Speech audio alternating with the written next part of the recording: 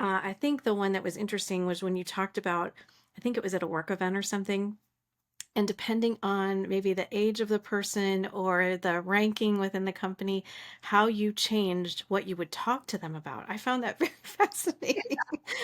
And I probably did too, and I just didn't think about it that way. But can you share a little bit about that? I think that was really cool that you talked about that. Yeah, I call it the scan, evaluate, adapt process. And I just learned to do it again and I think it's because I realized when I wasn't connecting with people, and I knew that to succeed, I needed to connect. And so I learned this skill to how do I connect with different people. And so, for example, if I was at a work event, if I was talking with a more senior executive male, the my conversation would be, hey, did you see the latest, trends in the stock market or industry, or something around financial metrics or industry, to really try to change their perspective of me in their eyes as a peer and an equal in the business world. But I think what I noticed the difference is between, for example, me and my husband's a white guy, um, is that he can have those same conversations, but it doesn't change who he is. He feels completely comfortable talking to an older white gentleman about his kids in the baseball game. Hmm. Whereas if I went in and started talking about my kids and the baseball game, I all of a sudden am perceived differently. Hmm. So I needed to figure out how am I going to be perceived in each of these situations, and had to use the energy of figuring that out. Whereas he can just talk about all of these different things with different people, or the same thing with the different people, and it didn't matter. He didn't expend the energy I was expending. We all want to belong. I think that's the thing, right? We all want to be accepted. We all want to belong. Hmm. And it's really hard when people, society, culture say to you, you don't belong. Let's just talk a little bit about the overall book idea for you. Why was this important for you to write, and what do you hope people will take away from this book?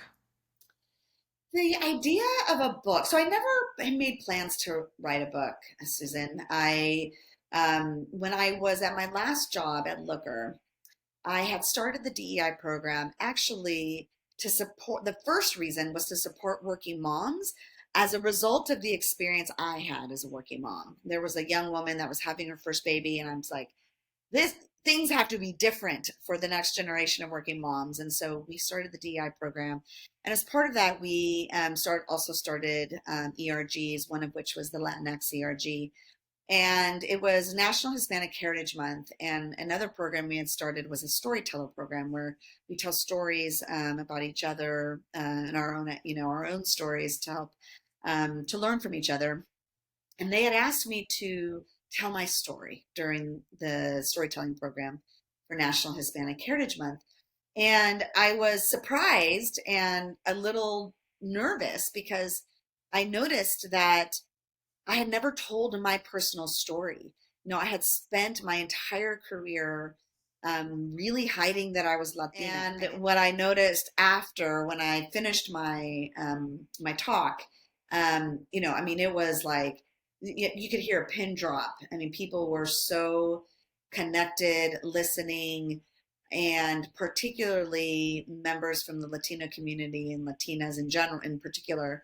Um, came up to me after, some were crying, and just like, we had never seen a Latina in leadership. We've never seen anyone like me.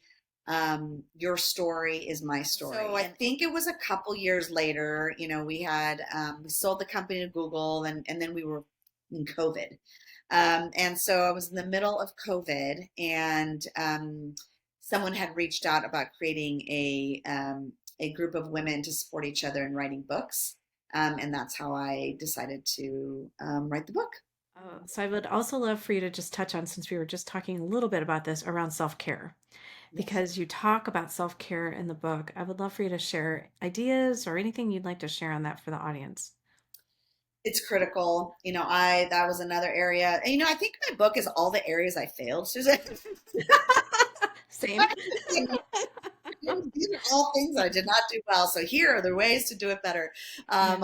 I really struggled with self-care because I put myself last. I always thought that, when I clear out my inbox, when I finish the calls, when I, clean the house, when all of these things are done, I will then rest. Well, they're never done. There is always the list that continues. So prioritizing your self-care actually is incredibly important in order to show up for your family, your friends, and your profession and your career and your job.